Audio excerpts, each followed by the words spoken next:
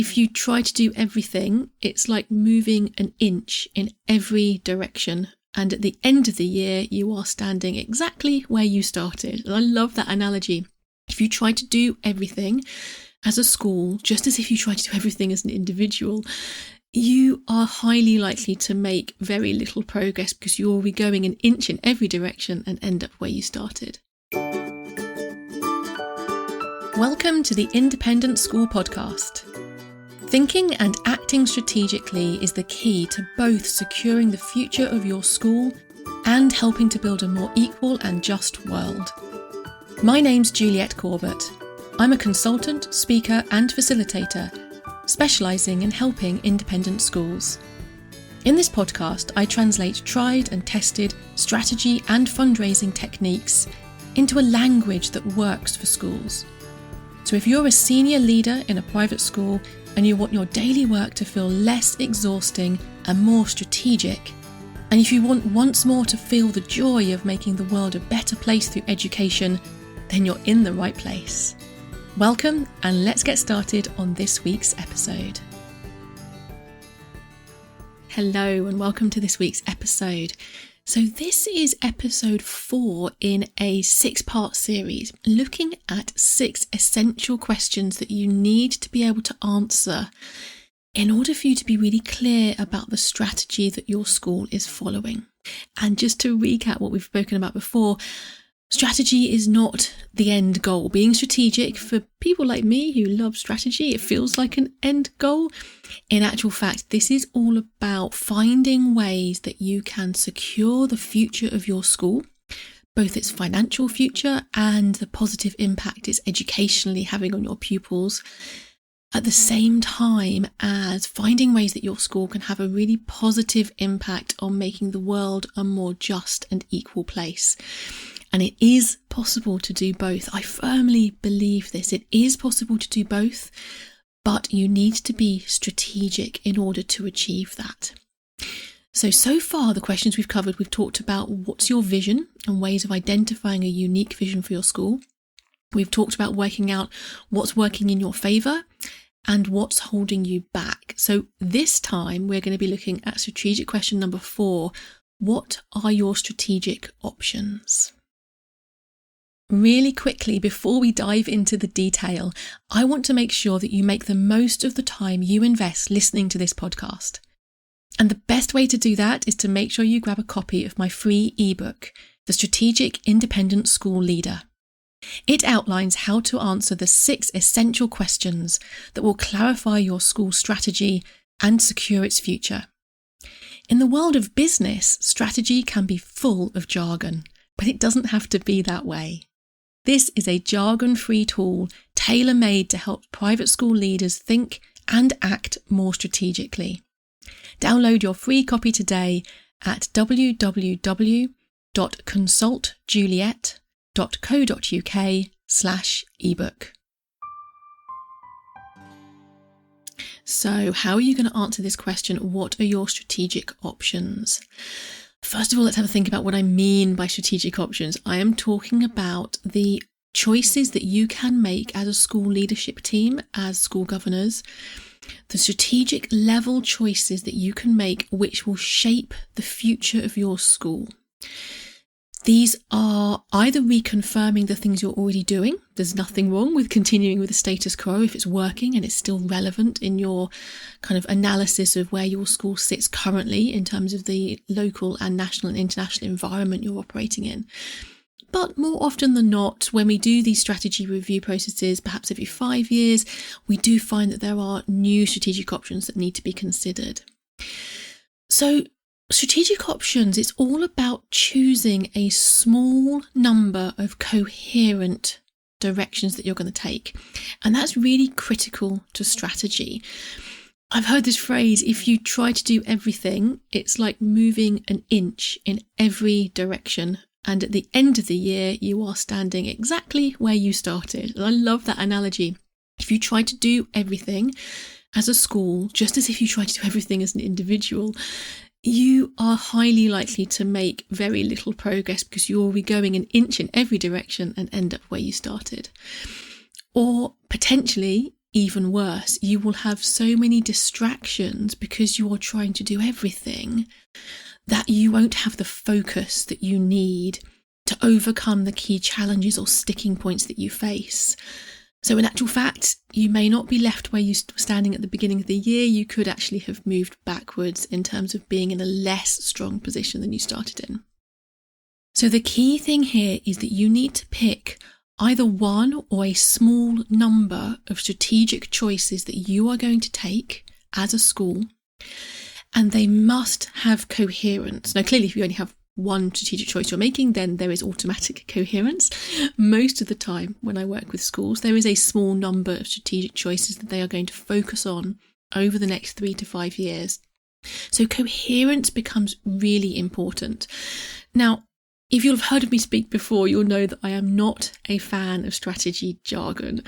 Generally speaking, I try to remove this jargon wherever possible, but there is one kind of jargon-like phrase that I have heard, which I think is really relevant here, and that's strategy stacking. You may have heard of things like habit stacking, so the idea that you stack one habit on another to make it more likely to stick as a new habit that you're forming. It's the same idea for strategy. So strategy stacking is when you make strategic choices which are coherent so that each strategy you have reinforces and supports all of your other strategic choices that you're making. And that's the coherence that you're looking for.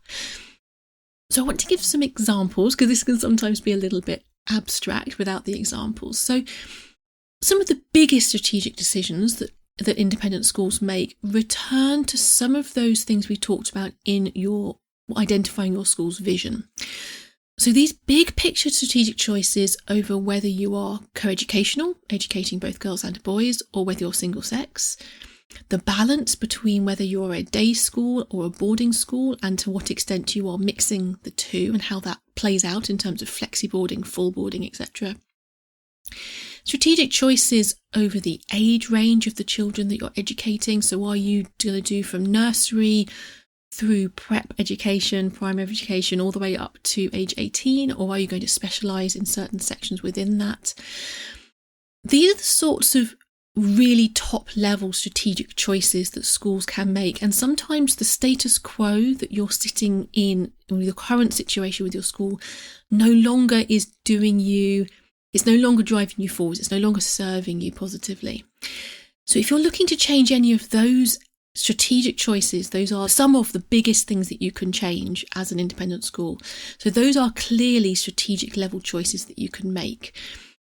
The obvious way to say that these are not coherent would be if you would try to do everything at once. If you try to change to be coeducational and start a boarding school, a boarding house element of what you're doing, and simultaneously move from being a prep school to teaching children all the way up to age 18, clearly not many independent schools would recognise it as a good idea to change all of those things at once. And that's because your instincts are correctly telling you that you would not have a coherent stack of strategies to try and do all of those things simultaneously. It would pull you in too many different directions at once to make simultaneous changes in all of those different areas.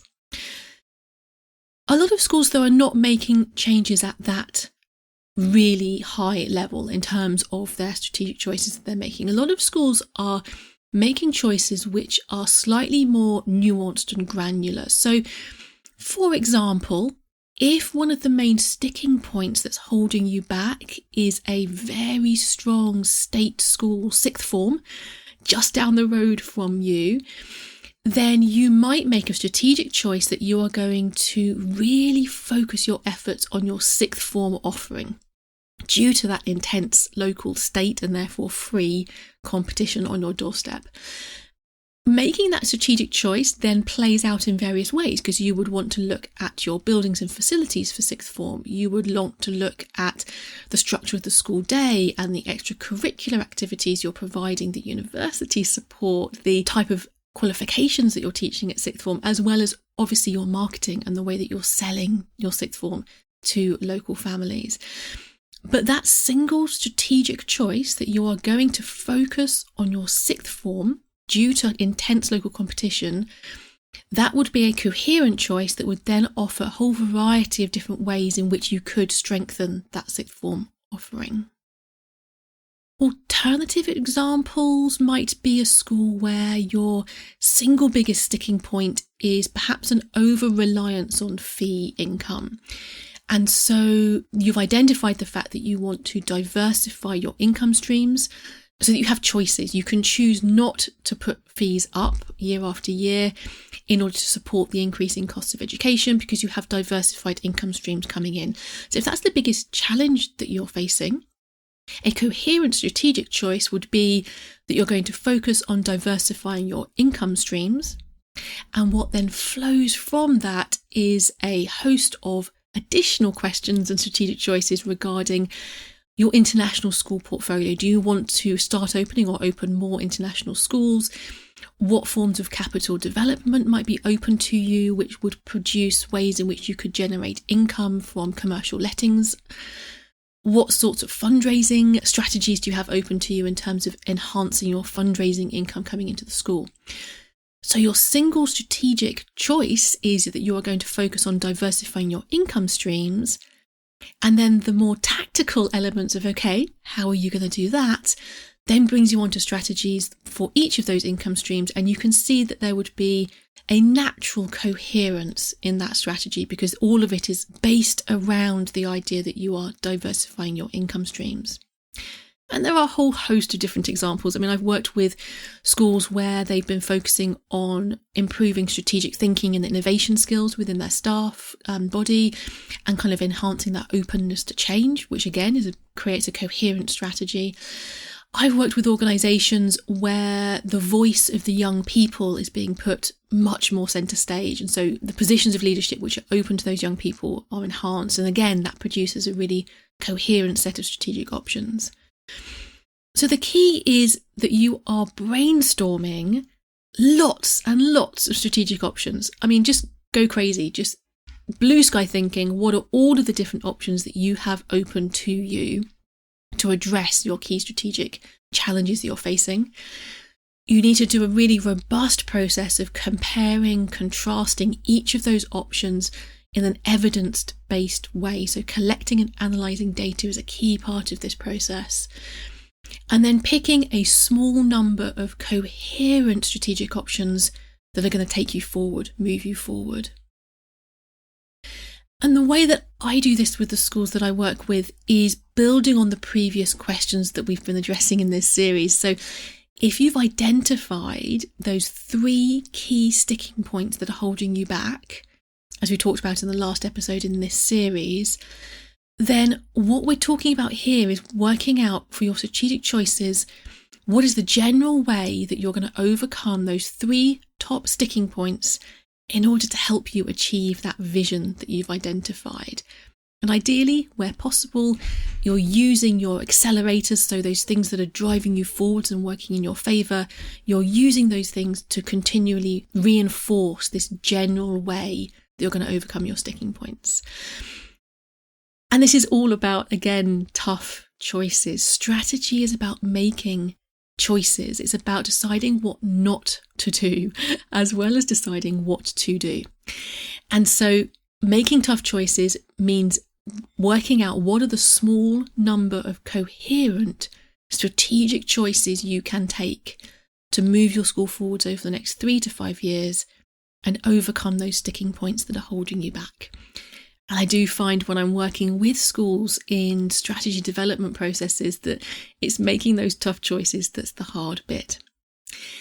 So as I mentioned before, there's more on this in the ebook, so you can go to download that at www.consultjuliet.co.uk/ebook. But that's it for this week. Have a strategic week ahead of you, and I look forward to talking to you again next week. Bye for now then.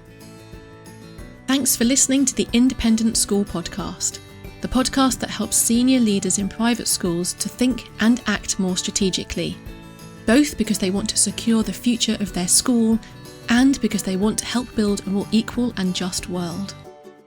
You can listen in everywhere that podcasts are available, and if you want to catch up on previous episodes or follow any of the links that I've mentioned today, just head over to www.consultjuliet.co.uk/podcast.